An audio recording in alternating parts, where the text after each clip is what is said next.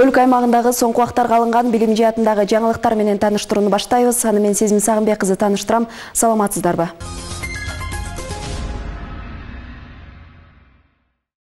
22 февралда билим берүү жана илим министри Алмазбек Бейшеналиев иш сапары менен Баткен облусунда болду.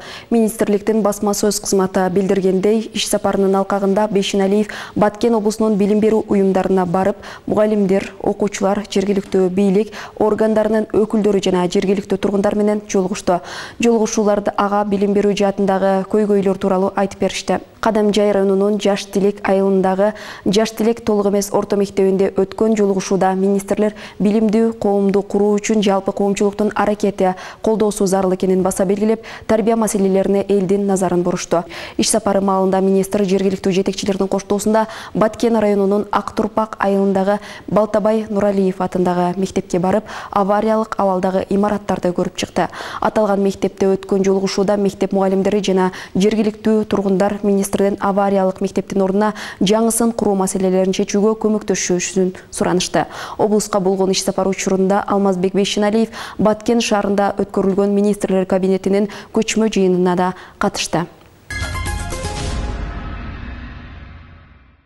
Министрлер кабинетинин төрагасынын орун басары Эдил Байсалов 25 февралда Ош мамлекеттик университетинде иш сапары менен болду. Ал Ош шаарынын вице-мэри Венера Рыскулова, Ош МУНун ректору Кудайберди Кожубеков менен биргеликте окуу жайдагы Москва мамлекеттик университетинин филиалынын жаңы окуу корпусу менен таанышты. Сапардын алкагында университеттин индустриалдык педагогикалык колледжиндеги алдыңкы тажрыйба борборунун билим берүүдөгү тажрыйбалары тууралуу маалымат алып, Ош МУНун медициналык клиникасынын иш тажрыйбасы менен таанышты. Эдил Байсалов жалпысынан Ош МУНун санариптик билим берүүчү чөйрөсү жана ачык айкындуулукту камсыздоо боюнча аткарылган иш аракеттери, академиялык мобилдүүлүк программалары боюнча маалыматтарды алды. Учурда өлкөбүздө бала бакча, мектеп, бардык мекеме ишканалар пандемия шартында иш алып барышууда. Ал эми Ош шаарында бакчалар балдарды кандай шартта кабыл алып жатышат? Биздин чыгармачыл топ номер 80-чи Ак Кеме балдар бакчасында болуп кайтты. Номер 80-чи Ак Кеме балдары бакчасы пандемия шартында ишти жогорку деңгээлде алып барышууда. Жума сайын бала бакчанын сыртынан баштап ички бөлмөлөрүнө чейин атайын тазалоо иштери жүрүп турат. Ал эми бакчага келген ар бир баланын дене табы күн сайын текшерилет. Ар бир баланын дене табын текшерип кабыл алабыз. Баланын дене табы болсо албайбыз. Эгер бала бакчага келгенден кийин бала ооруп калса, алгачкы жардамды көрсөтүп, ата-энелерин чакырып кошуп беребиз. Бизде мындан тышкары кызматкерлер да күн сайын текшерүүдөн өтүп турат. Бакчада балдардын тамагы да абдан кылдаттык менен жасалат. Азык-түлүк жума сайын жаңы келип, баары муздаткычта атайын кампада сакталат. Эртең менен келгенге карап, спискеге бүгүн 87 бала келди. Бүгүн Геркулестүү тамак бердик. Эртең менен обедтан сут менен гүрүчлүк мастаба бердик. Экинчиге гречка бердик. Полникке энди компот менен булочка беребиз. Ал эми наристелердин уктоочу канасы, жуунуучу жана ажатканасында да шарттар жакшы. Пандемия шартына байланыштуу балдар бети колун жууганда атайын бир жолу колдонулуучу кол арчууну пайдаланышат. Пандемия учурунда биз бардык министерство тарабынан берилген тартиптерди колдонуу менен антисептиктерди колдонуп, бала бакчага келген балдардын температурасын өлчөп, күн сайын ушул иштерди аткарып иштеп жатабыз. Биз бала бакчада балдар үчүн атайын ар бир тайпага бир жолу колдонулуучу одноразовый деп коет, салфеткалар колдонобуз, чачыктарды ордуна. Ошол деле неме азмаз пайдасын тийгизет экен да, грипп жукпайт экен бири-бирине, башка оорулардагы жугуунун алдын алат экен. Антисептиктер. Учурда Ак Кеме балдар бакчасында 120 бала бар. Аларга 20дан ашуун кызматкерлер тарбия берип келишүүдө. Эркингүл Турдумаматова, Нурзада Кулмурзаева, билим жаңылыктары. 2022 жылдын 15 февралында Ишеналы Арабаев атындагы Кыргыз мамлекеттик университетинин чыгыштаануу жана эл аралык мамилелер факультетинин журналистика, филология, лингвистика багытында билим алган студенттер үчүн конок лекция уюштурулду. Лекцияны Москва шаарындагы Элдердин достугу университетинин массалык коммуникация кафедрасынын доценти, филология илимдеринин кандидаты Кайыргүл Касмалиева окуду. Аталган иш-чаранын максаты студенттерди кесипке үндөө, сөз менен иштөө ыкмаларын үйрөтүү болуп саналат. Иш-чара Ишеналы Арабаев атындагы Кыргыз мамлекеттик университетинин илимий китепканасынын Кыргыз руху залында болуп өттү. 22 февралда Ош мамлекеттик юридикалык институтунда ата мекенде коргоочулар күнүнө карата иш-чара өттү. Бул тууралуу окуу жайдын басма сөз кызматы билдирди. Маалыматка караганда Жаштар комитетинин курамы атайын концерттик программа коюшту. Иш-чаранын жүрүшүндө мекен сакчылары мекенди коргоо темасындагы ырлар окулуп, сахналаштырылган көрүнүштөр жана кызыктуу суроо жооп сынактар менен коштолду.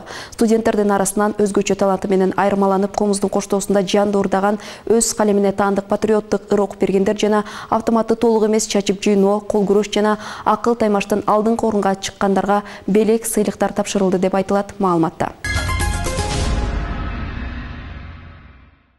Ош технологиялык университетинде 23 февраль ата мекенде коргоочулар күнү жана ошондой эле 24 февраль Ош технологиялык университетинин туулган күнү белгиленди. Кененирээк Кабар Чөздүн материалында баяндалат. Агайларыбызга, эжекелерибизге терең ыраазычылык билдирем. Ош технологиялык университетинде 23 февраль ата мекенди коргоо жана 24 февраль Ош туунун туулган күнүнө карата окуу жайдын жетекчилиги, тарбия иштери жана социалдык өнүктүрүү департаменти, Бириккен профсоюз комитети, автоунаа жана тейлөө технологиясы факультети тарабынан жалпы мекен коргоочулардын урматына майрамдык кече тартууланды. Салтанатка окуу жайдын жетекчилиги, окутуучулары жана студенттери катышышты. Аталган иш-чарада Ош туунун ректорунун милдетин аткаруучу Мурзабек Сагыналиев жамааттын мырзаларын кирип келген майрамы менен кызуу куттуктап, билим берүүдө татыктуу эмгектенген алдыңкы мугалимдерге Ош шаарынын мэриясынын, окуу жайдын ардак грамотасы, Ош туунун Бириккен профсоюз комитети тарабынан акчалай жана баалуу сыйлыктарын тапшырып өттү. Бул иш-чарада университеттин негизги айымдары топтолушуп, университетте иштеген мырзаларга белек катары чоң иш-чараларды өткөрүп беришет. Бүгүн да ошондой салтанаттуу иш-чара өттү. Бул негизги максаты ошол мырзаларды даңктоо, университетибизге эмгек сиңирген мырзаларга, студенттерибизге, кесиптештерибизди баягында эмгегин баалоо, аларга баягында баалуу белектерди, сыйлыктарды берүү, майрамдын урматын андан сырткары ушул аларга баягы концерттик программа менен алардын баягы көңүлүн майрамдык шоуго айландырып эме кылуу, көтөрүү максатында уюштурулуп атат. Майрамдык кече уюштуруу тобунун чыккан программадагы концерти менен коштолуп, универсал, оригинал курама командалары жана белгилүү эстрада ырчыларынын коштоосунда маанай жаркыткан мыкты ыр, күлкү тамашалар коюлуп, жамааттын мырзаларына жагымдуу маанай тартууланды. Биздин Ош технологиялык университетинде мынакей дайым майрамдарда өтүлүүчү иш-чаралар, бул негизинен бүгүнкү болуп аткан иш-чара 23 февраль ата мекенди коргоочулардын күнүнө карата болду. Бул биздин агайларыбызга, студент жигиттерибизге арналган майрамдык кече. Бул майрамдык кече жылда иш-чара катары өтүлүүчү майрамдардын бири.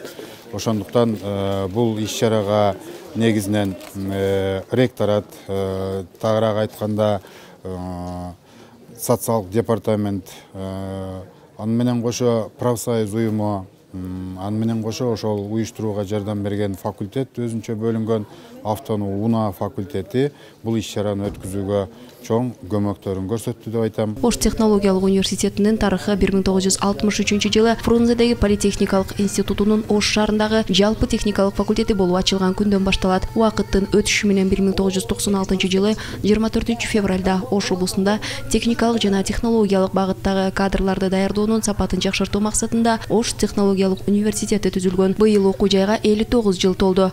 Сезим Сагынбек кызы, Нурзата Кулмурзаева, билим жаңылыктары, Ош шаары.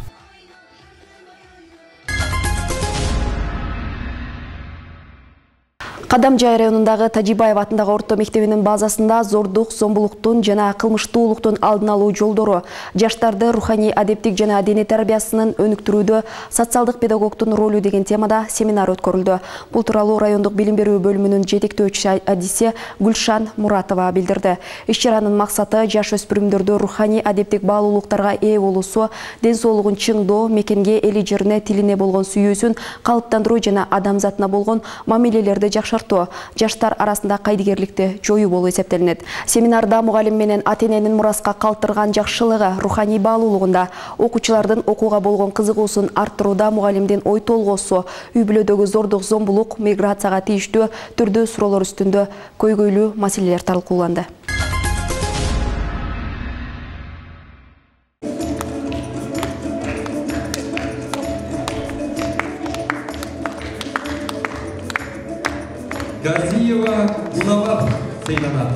Сынак өлкө аймагы боюнча жүргүзүлгөн. Ага Баткен облусунун Лелек районуна караштуу Көкташ айылынын 11-класстын окуучулары Айнура менен Нуризада катышып байгеге болду. Алар бул конкурсту интернет айдыңынан көрүп, өздөрүн сынап көрүү максатында катышкан. Мен бул конкурска катышып калганымдын себеби мен досум болду. Ушул мындай конкурс бар экен, кел катышып көрбөйлү деди. Анан макул деп тапшырып көрдүм.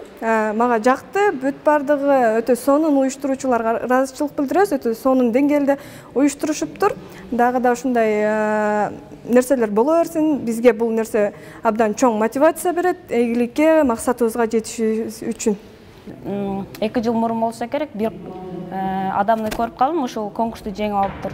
Ошондон кийин мен дагы кыялданып койдум. Анан күн сайын аракет кылып, кандай конкурс проекттер болбосун катышып жүрүп, анан ушул кабыл алуу башталган ушул конкурска.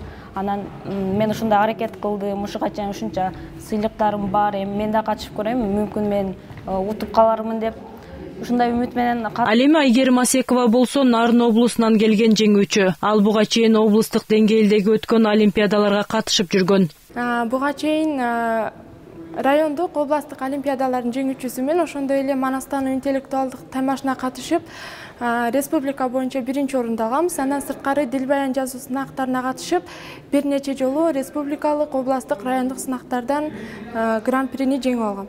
Долбоор Намыс Ысык көл фонду тарабынан уюштурулуп, ага маданият, маалымат, спорт жана жаштар саясаты министрлиги колдоо көрсөткөн. Башкы максаты жаш жеткинчектерге стимул болуу жана аларга багыт көрсөтүү. Уюштуруучулардын айтымында сынак быйыл 2-чи рет өткөрүлүп жатат. Мектепте окуучулар 2 эле сыйлыкка татый алышат экен да. Биринчиси алтын тамга мектепте, экинчиси оортунан жакшы балл алса президент менен жолугушугачы. А башка мындай кызыктыра турган, мотивация бере турган конкурс жок экен да. Ошон үчүн бул конкурс керек деп Кыргызстанга алып келдик. Жана ушул долбоор ийгиликтүү болуп, 2 жылдан бери Кыргызстандын 2020-жылы мыкты 100 окуучусун аныктаганбыз. Быйыл Кыргызстандын 2021-жылдын эң мыкты 100 окуучусун аныктадык. Буга Кыргызстандын 7 аймагынан окуучулар катышты. Быйыл долбоорго жалпы өлкө аймагы боюнча 2000ден ашуун окуучу катышкан. Ал эми тандап алууда алардын алган сыйлыктары, көрсөткөн ийгиликтери башкы мааниге ээ болгон. Жалпы катышкан балдардын арасынан 100 окуучу жеңүүчү деп табылды. Жеңүүчүлөргө уюштуруучулар тарабынан сыйлыктар тапшырылып, окуучулар 2 күн саякатташты. Айсулуу Гайбулла кызы, Жумабек Ногоев, Билим жаңылыктары, Бишкек. Сиздер соңку убактарга алынган билим жаатындагы жаңылыктарга ортоктош болдуңуздар. Аны мен Сезим Сагынбек кызы тааныштырдым. Кечиңиздер көңүлдүү улансын.